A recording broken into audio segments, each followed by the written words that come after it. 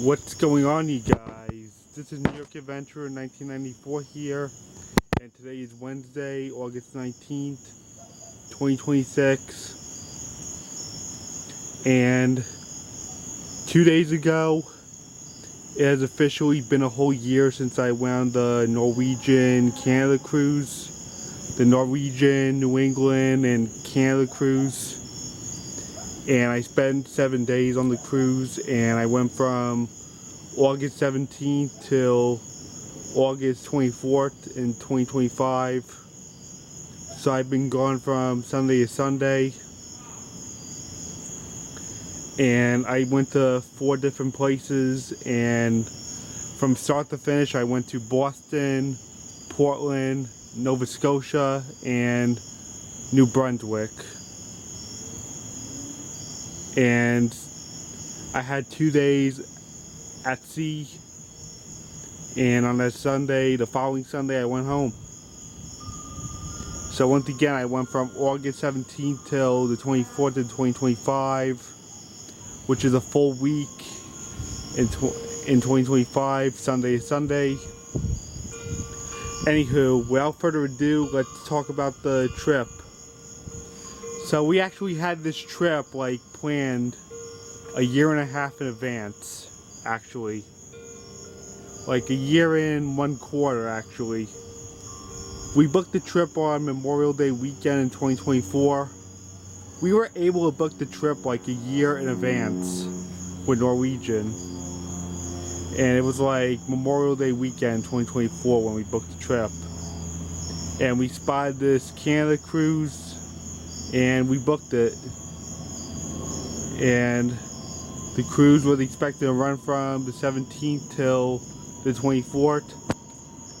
When we first booked it, we were actually expected to go to Rhode Island in Providence. But our itinerary changed to Boston by the time it was March the following year, like 5 months prior to the cruise. And we accepted that so we could go to Boston. And we kind of wanted to go to Boston much more than Providence, so it worked out really well with us. So I'm gonna fast forward right to that Sunday morning when we left New York. So it was Sunday, August 17, 2025. We got up at like 8 in the morning, and we left our house at like 9:30 a.m. and we got to the New York City area by like 10:30 a.m. We got into Manhattan and we parked there. We went to the parking like right near where the cruise ships are, and we boarded the ship. We walked all the way there and we boarded the ship. We got past TSA and all that stuff, and we boarded the ship. It was like 10:30, 11, and we were at the dock for like 6 hours. And we decided to like walk around a little bit and see all the activities that we were gonna do. We were likely gonna do. Yeah, so we spent the whole like afternoon or evening touring the ship and seeing what there is to do, to get an idea of what there is to do when we're out at sea, trying to get from destination to destination. Like, there was comedy night, there was a bunch of restaurants we could go to, there was a bunch of entertainment to do, especially in the atrium. There was just so much to do. The list is endless. And we also checked into our room also that we're gonna have the next week. Yeah, it was an interesting experience. And by the time it was like 5 or 6 o'clock, I went upstairs and I went to the water park area, and I experienced where the pool and the slides were, the whole water park and pool. And I went upstairs to the 16th floor because it was almost time for the ship to leave, and I wanted to videotape the ship leaving New York. And when we pulled out of New York by like 5:30, 6 o'clock, I actually had this great view of the Statue of Liberty. And I got to see a lot of Manhattan also. And we also went under the Verrazano Bridge also, which was really cool. And apparently a thunderstorm was on its way, so we actually got out of New York just in time before it got really bad. Yeah, we started seeing these storm clouds and the lightning started coming. It's like we got out of New York just in time before it got really bad. And we were finally out into the Atlantic by the time it really started pouring. Like on top of New York City. Yeah, the storm clouds were in New Jersey, but they were coming in really fast. The thing I was most proud of when we pulled out of New York is that I got a view of the Statue of Liberty that I could barely see anywhere. Even on the Verrazano Bridge, it was still hard to see. So yeah, we were out at sea and we had dinner right after that. And the sun was setting and I decided to give a video tour of the place to show people that of where I'm going to be sailing the next 7 days. And it was already nightfall and we were out into the quiet ocean. Yeah, it was really quiet that night. It was kind of nerve-wracking for me at first, but once I got out into the ocean, I realized it wasn't that bad. Yeah, I've always been kind of nervous about going into the open ocean, but once I got out there, it wasn't that bad. Because it was just the first timer for me. I didn't know what to expect. I didn't know what to expect being out in the middle of the Atlantic Ocean. It was just the first for me. So that's why I was kind of nervous about the cruise at first. But I got used to it. And I just went about the celebrations like everyone else did on the ship. I just went about my day with the celebrations and stuff. And all the entertainment and the water park and all. So the next morning we had a day out at sea and it was actually pretty cloudy out the next day. And it was like drizzling. And it was a bit windy too and a bit chilly. It was like that for the first half of the day, but it all went away later on. And I remember we had breakfast early that morning. And I decided to walk around more. And by the time it was like in the mid-afternoon, the water park and stuff were open. They had to be closed for like the wind and stuff, but it all reopened. So I went to the water park that evening. Nothing really eventful happened that Monday while we were out at sea. And then Tuesday came and it was the 19th and we were in Boston.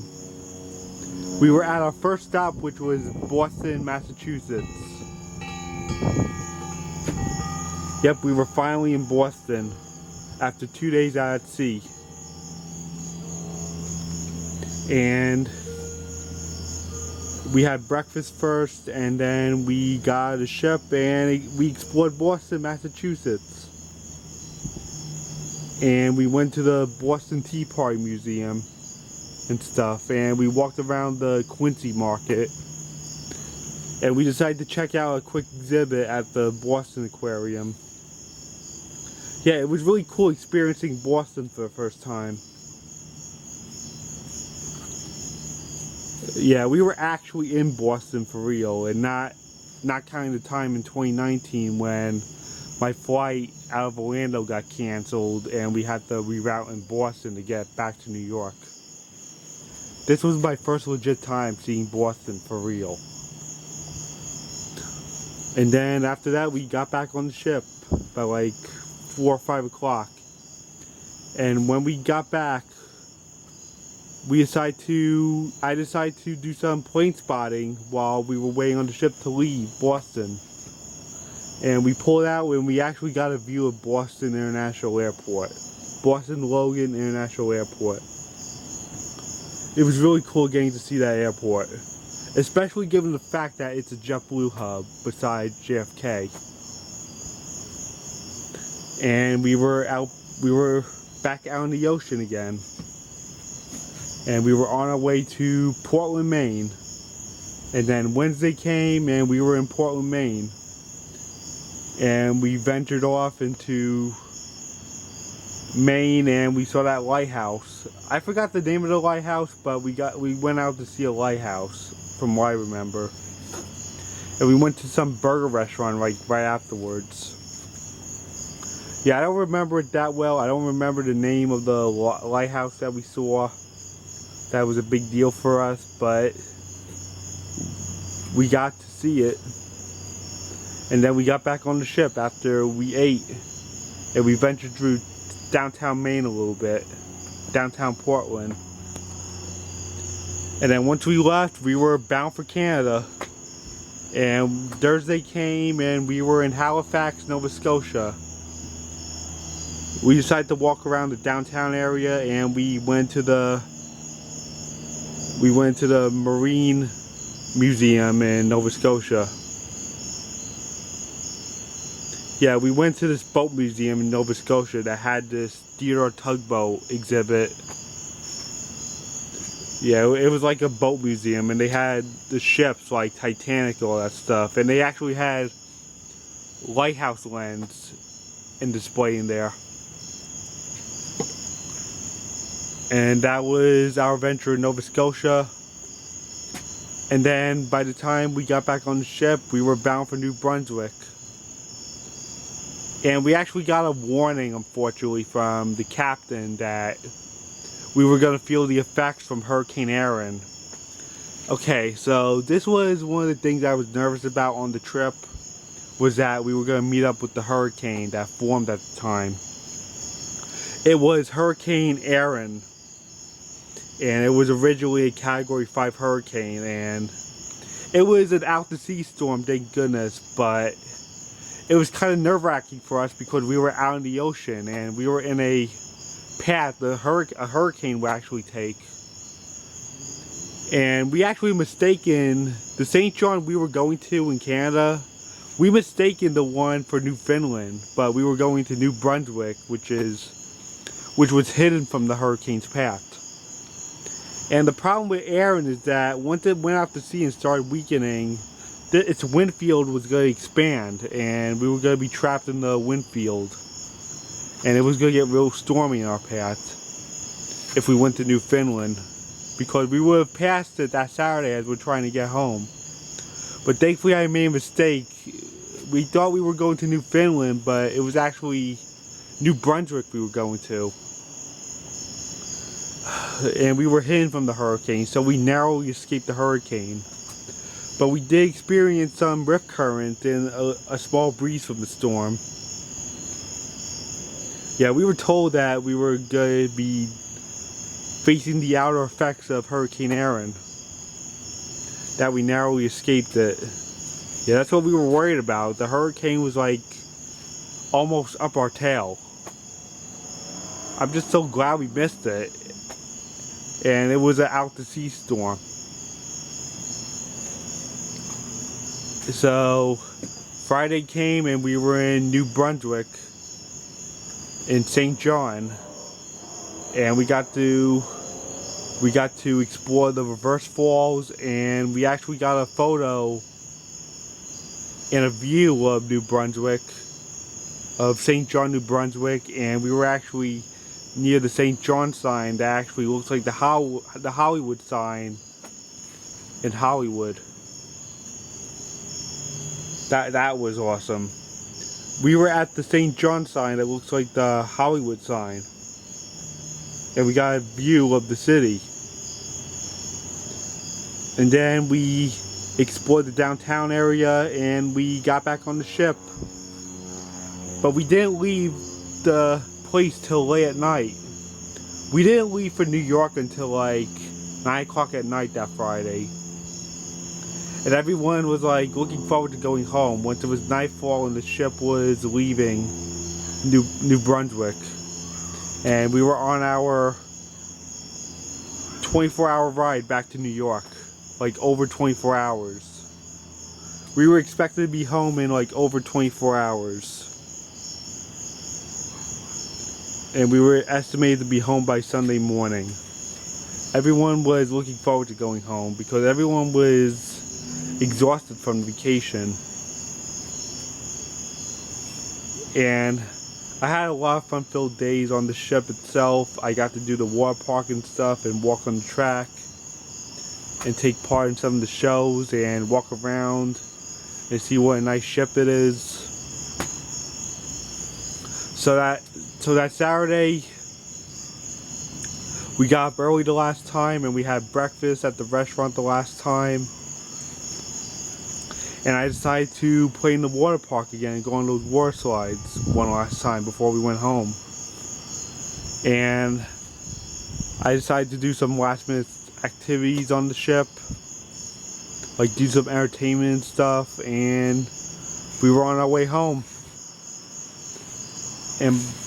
And we decided to watch the sunset, and everyone was cheering when the sun was setting because everyone knew they were finally almost home in New York. And we sailed overnight non-stop to New York, and we arrived in New York City at like 5:30 in the morning that Sunday, and we disembarked the ship at like 7 a.m. and we got our car back at 8 a.m. and we got home back to Long Island. So this was a fun-filled trip. This was one of the biggest trips of my lifetime, and this was my first ever cruise trip. And I got to see Canada for a second time, besides my Buffalo trip back in 2020.